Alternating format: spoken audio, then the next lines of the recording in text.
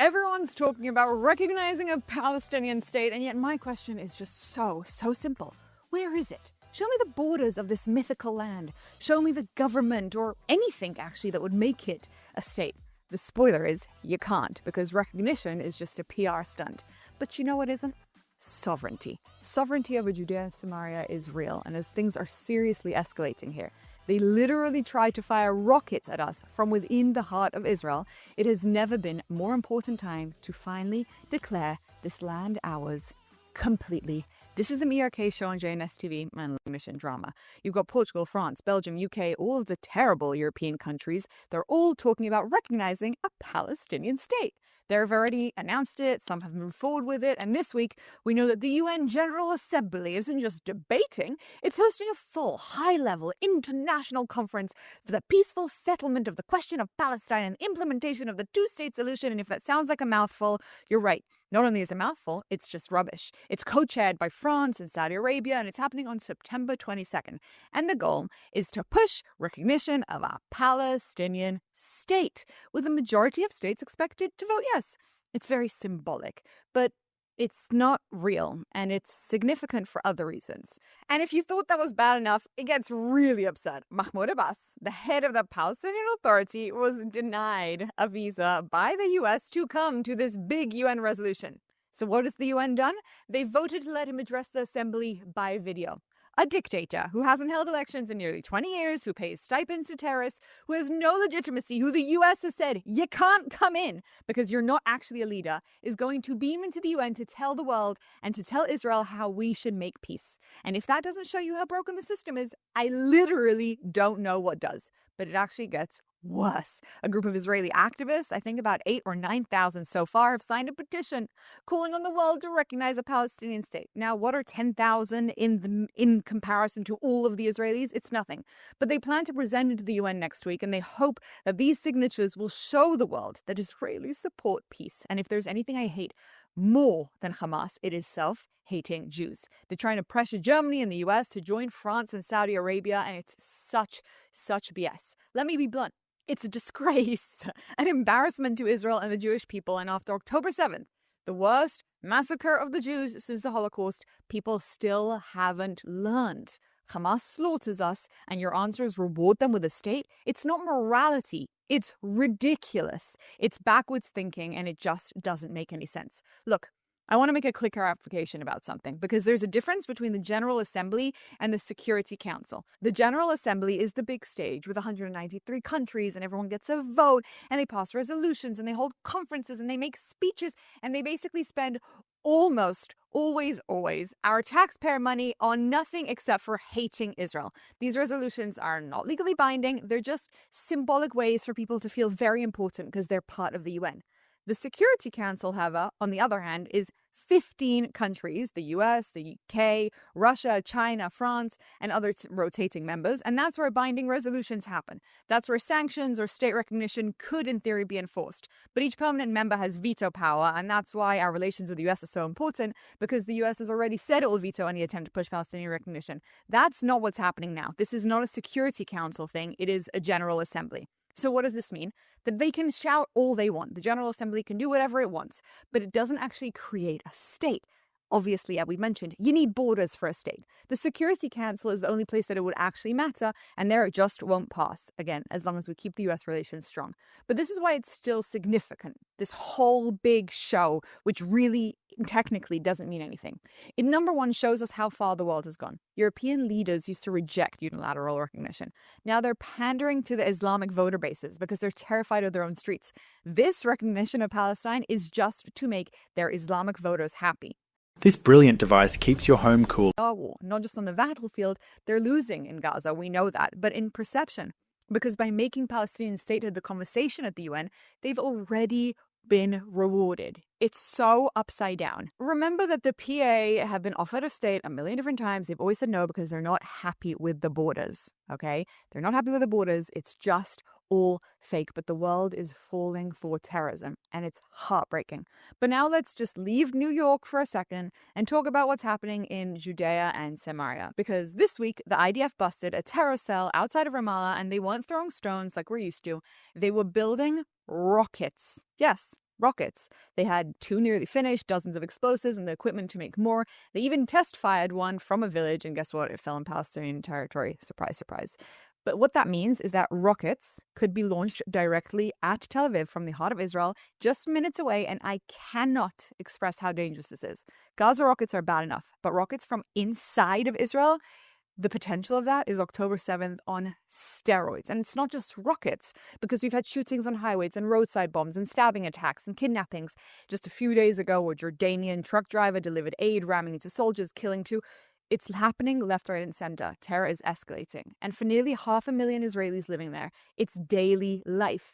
Parents put kids on buses, not knowing if they'll come back safe. Farmers work in fields, not knowing if they'll be stabbed. Communities live in fear, hearing things like tunnels being built nearby. So when the world talks about recognition, Israelis in Judea and Samaria are constantly dodging bullets and rockets, and no, it's not an exaggeration. There's a gap between paper and reality. If this land is ours, then why aren't we safe on it? So why would sovereignty actually change? What would happen now? Well, right now, Judea and Samaria run under like a patchwork system. Israelis living there, pay taxes, serve in the army, vote, but their communities are governed by military law, and it's really complicated, honestly. Palestinians, as we know, live under a mix of Palestinian Authority and Israeli army oversight, and it's messy and it's confusing and it leaves everybody vulnerable. And let me just pause here and explain the name, because a lot of people actually call this area the West Bank if you're not familiar with what Judea and Samaria is. But do you know what that means? That the west bank of the Jordan River, right? Jordan, the country where, surprisingly, a lot of Palestinians actually live. The implication is that there's this area, and the East Bank is Jordan for Palestinians, and the West Bank is Palestinian, and together that's their land. That framing was intentional, and it makes us sound like the Palestinians really have legitimacy there. But historically and biblically, we've never called it that. We call it Judea and Samaria. Judea, like King Judea, always. That's where Abraham walked, where King David ruled, where Jewish life has always been. And yes, sometimes I'll say West Bank because not everyone knows what Judea and Samaria are, but language matters because this is a disputed land. This is Israel. It's our home. It's the heart of our country. It always was and it always will be. And sovereignty means finally recognizing that and applying Israeli law. The same law you have in Tel Aviv, one system, one framework, being able to build stuff. Israelis there would have equal rights. For security, it means the IDF can build what it needs, bases and roads and barriers without bureaucratic chaos or overlapping authorities. It means closing loopholes that terrorists can exploit. And here's the key point. Sovereignty doesn't mean annexing every inch tomorrow, because the plan being discussed is for about 82% of Judea and Samaria, the Jewish communities, the strategic zones, the land critical for Israel's security. The Arab-populated areas, it's another question. Because let's be real, the Palestinian Authority is rotten and it's corrupt to the core, and there's billions in aid wasted. And whilst there's been movement forward there, there's nearly in 20 years, no elections, and there's no accountability. And maybe one day there'll be an arrangement with Jordan, maybe something regional, who knows? But sovereignty now is not about securing that area or dealing with the Palestinian land. It's about the Israeli part. It's about the Jewish part that is ours. And so why now? Why not wait or delay it? Okay? Well, first, politics. The government is the most Zionist and right-wing it has been in years. The Knesset has already voted in favor of sovereignty, the last one in July, 71-13. And when I say that's a big deal, even though it was non-binding, the momentum really matters because the people of Israel are more aligned. The coalition agreement sells sovereignty is a goal. Like, people here understand after October 7th, we cannot be apologetic anymore. The infrastructure plans, just FYI, because if we were to declare sovereignty, there's a lot of things that would suddenly change. All of the legal stuff, and you need new roads and thousands of housing units and plans and so much. It's already drawn. It's ready. The second we can declare sovereignty, all of the logistics are in place. But there's a second point, and this is diplomacy. Because when Europe recognizes Palestine, it is rewarding Hamas. And rewarding Hamas is rewarding terrorism. It teaches, kill a Jew, kidnap a Jew, you're gonna get a state. And Israel's answer has to be the opposite. Sovereignty now is how we say terror doesn't pay. You want to kill us? Well, there's going to be a high price for that. You want to recognize a Palestinian state? Well, we're going to scream even louder. Absolutely not. This is our land. And the best way to do it is to actually admit that the land is ours. And third, there's a security thing we have to discuss because this is probably the most important. Hamas is collapsing in Gaza. So they're shifting to Judea and Samaria because they need a new stronghold. This rocket cell is much bigger than the news will make it out to be. It proves this. That if we don't act, we're handing them the next front, and it's right inside of our country. It's closer, it's deadlier, it's more dangerous, and we cannot allow for Hamas to grow within us. We've gotten rid of them in Gaza, but if they continue to grow like this in Judea and Samaria, we're in trouble. And I really believe this. Weakness invites attack. In the Middle East, everybody knows Judea and Samaria is Jewish land. That's what's so infuriating about it. It's in the Bible, it's in the books. Even our enemies know it. The Muslims understand this. But when we don't declare it, when we hesitate, they sense weakness and they push harder. Look, if these people aren't willing to admit that it's their home, then we can get as much of it as we want. They don't even have the guts to say that this is theirs. Then why should they have the right to continue to stay there? Of course, a Palestinian state would be inevitable if that's how we deal with our own home. But of course, there are risks, and it wouldn't be fair to talk about all the positives without focusing on this.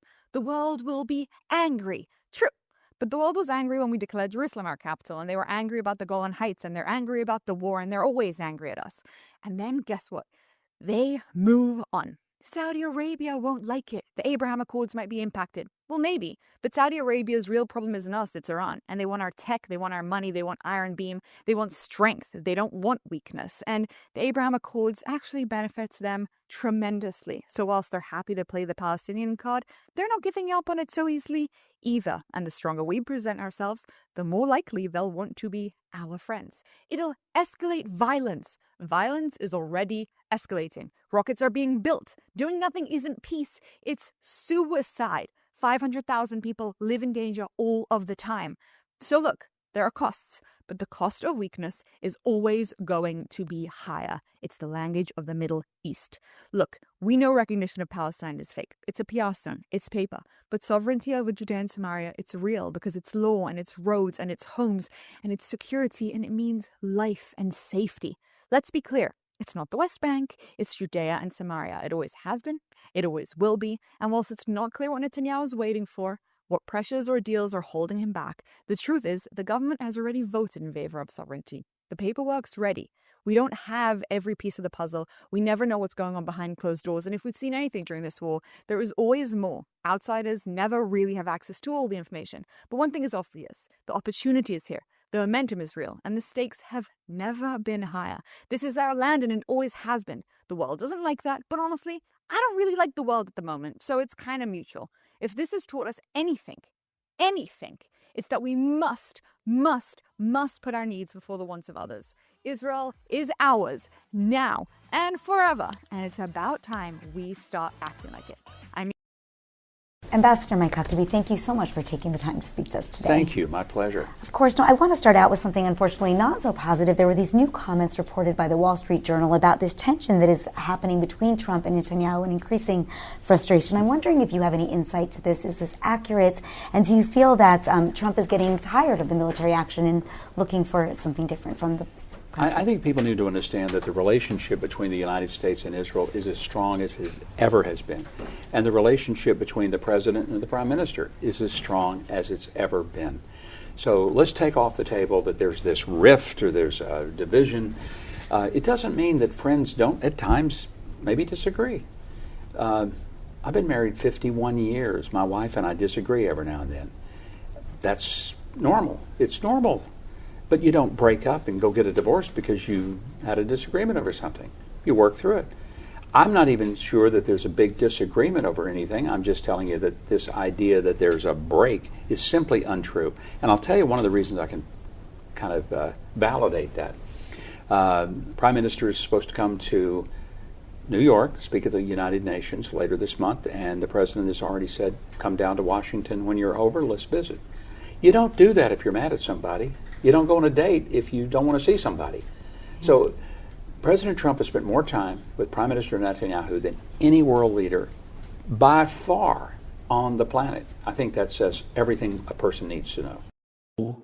לאותם מנהיגים שמכירים במדינה פלסטינית לאחר הטבח הנורא ב7 באוקטובר. אתם מעניקים פרס עצום לטרור. ויש לי מסר נוסף עבורכם. זה לא יהיה. לא תקום מדינה פלסטינית ממערב לירדן. במשך שנים אני מנעתי את הקמתה של מדינת טרור זו מול לחצים אדירים, גם מבית וגם מן החוץ. עשינו זאת בנחישות ועשינו זאת בתבונה מדינית. לא כל שכן, הכפלנו את ההתיישבות היהודית ביהודה ושומרון ונמשיך בדרך זו. המענה לניסיון האחרון לכפות עלינו מדינת טרור בלב ארצנו, המענה הזה יינתן לאחר שובי מארצות הברית. תמתינו.